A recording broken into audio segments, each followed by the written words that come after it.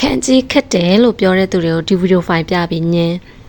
ဗီဒီယိုဖိုင်မစခင်မှာခန်းကြီးကဘာလို့ဂျပန်စာမှာဝင်ပြီးတော့သုံးတာလဲတရုတ်စကားလုံးဖြစ်ပြီးဘာလို့ဂျပန်စာမှာဝင်သုံးလဲဆိုတဲ့အကြောင်းပြပြမယ်ဟိုးရှိတော့ပေါ့နော်ဂျပန်နိုင်ငံမှာဟိုးရှိခေတ်ဂျပန်မှာက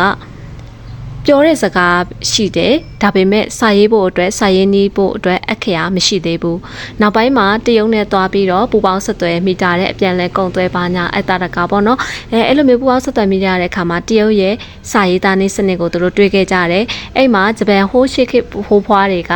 ခန်းကြီးကိုစပြီးတော့သူတို့ကယူပြီးတော့သုံးလာကြတယ်နောက်ပိုင်းမှာသူတို့ရဲ့ကိုယ်ပိုင်ဘာသာစကားအခရာစနစ်တီထွင်မှုအတွက်သူတို့ဆုံးဖြတ်ကြတယ်ဆုံးဖြတ်တဲ့အခါမှာတရုတ်ရဲ့အတန်ကိုယူတယ်တရုတ်ရဲ့အတန်စနစ်ကိုယူလိုက်တယ်ပေါ့နော်ပြီးတော့ကိုဂျပန်ရဲ့မူပိုင်စလုံးအဖြစ်ကိုဟီရာဂနာပြပစကလုံးတွေအတွက်ကိုခတာခနာဆိုပြီးတော့ဂျပန်စာမှာအဲ့လိုနဲ့ဟီရာဂနာခတာခနာနဲ့ခန်းကြီးဆိုပြီးတော့၃မျိုးပေါင်းနဲ့ဘာသာစကားစနစ်တစ်ခုဖြစ်လာတယ်ပေါ့အဲ့တော့အတိတ်ပဲရှိတဲ့စကလုံးတွေအတွက်ဆိုလို့ရှိရင်ခန်းကြီးကိုသုံးတယ်ဂျပန်ရဲ့အတန်ထွက်တွေအနေနဲ့ဆိုလို့ရှိရင်ဟီရာဂနာကိုသုံးတယ်ပြပစကလုံးတွေအတွက်ဆိုလို့ရှိရင်เนาะခတာခနာကိုသုံးတယ်ဒီလိုမျိုးလေးနဲ့စပြဖြစ်လာတာပါအဲ့တော့ဒီနေ့ပထမဆုံးအစဆိုတော့အလွယ်ဆုံးနဲ့စလိုက်ကြရအောင်တုတ်ချောင်းလေးတွေရေးတတ်တယ်ဟုတ်တယ်တုတ်ချောင်းလေးရေးတဲ့ယုံနဲ့ခန်းကြည့်ရမယ်ဒါပေမဲ့လေခန်းကြည့်တဲ့မှတ်တဲ့အချိန်မှာပို့ပြီးတော့ခေါင်းကမှတ်မိစေဖို့နားလဲလွယ်ဖို့ဆိုလို့ရှိရင်တော့မင်းနစ်နဲ့အရင်ရထားဖို့တော့လိုတယ်ပေါ့နော်မင်းနစ်နဲ့အတူတူဒီခန်းကြည့်ရဲ့ရုပ်ပုံစလုံးလေးတွေကိုကြည့်ပြီးတော့တွဲမှတ်တဲ့အခါမှာပို့ပြီးတော့မှတ်မိလာမယ်ခုနေ့ကတော့တခြားရှေ့ဝေးမစင်စားပါနဲ့အောင်တုတ်ချောင်းလေးတွေဆွဲတဲ့ယုံနဲ့ခန်းကြည့်ရမယ်ခန်းကြည့်၅လုံးပေါ့နော်ဟုတ်ပြီစပြဆွဲကြည့်ကြရအောင်1မနော်ဒီဘက်ကနေစပြဆွဲတာ1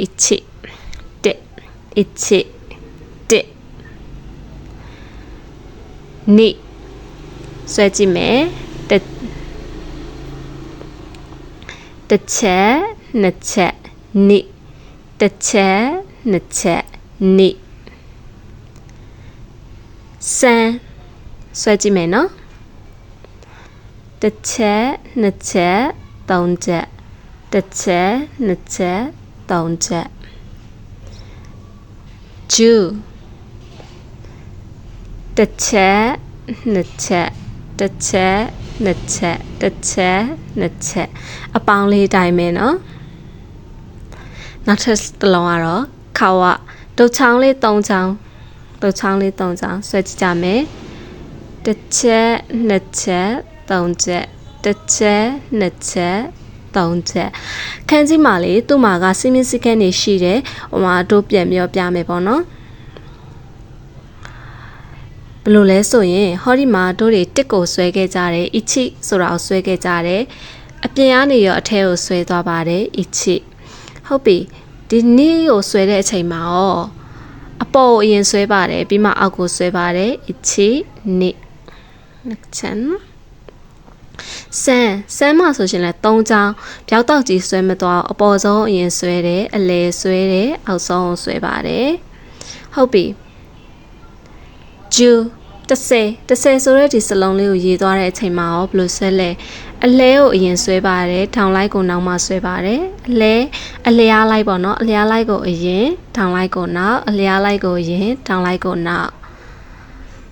ဟိုမှာခဝဆိုတဲ့မြစ်ကလေးမြစ်ဆိုလို့ရှိရင်ဝတ်တရှိဆွမ်းနာတော့လည်းပြောခဲ့တယ်ခန်းကြီးဆိုတာကရုပ်ပြစကလုံးတွေဖြစ်ပါတယ်သူကဒီမှာလေးသူကရေလေးတွေစီးဆင်းနေတယ်ဆိုတဲ့ဟာလေးပေါ့နော်မြစ်ချောင်းထဲမှာတို့ငယ်ငယ်တုန်းကပုံလေးဆွဲကြရေစီးတဲ့ပုံစံလေးအဲ့လိုမျိုးလေးကိုယူပြဆွဲတာပါဒါကိုဆွဲတဲ့အချိန်မှာကျတော့လည်းဘယ်လိုဆွဲလဲ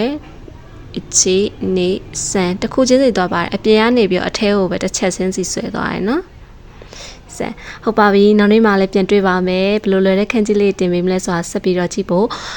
အကောင့်လေးကို follow လုပ်ဖို့မမေ့နဲ့အောင်နော် Watership လေး YouTube မှာလည်းဗီဒီယိုလေးတွေတင်ပေးထားပါတယ်TikTok ကိုလည်းမကြည့်ချင်ဘူးစာပဲလုပ်မယ်ဆိုတဲ့ကလေးလေးတွေက YouTube မှာသွားပြီးကြည့်လို့ရပါတယ်နောက်နေ့မှတွေ့ပါမယ် bye bye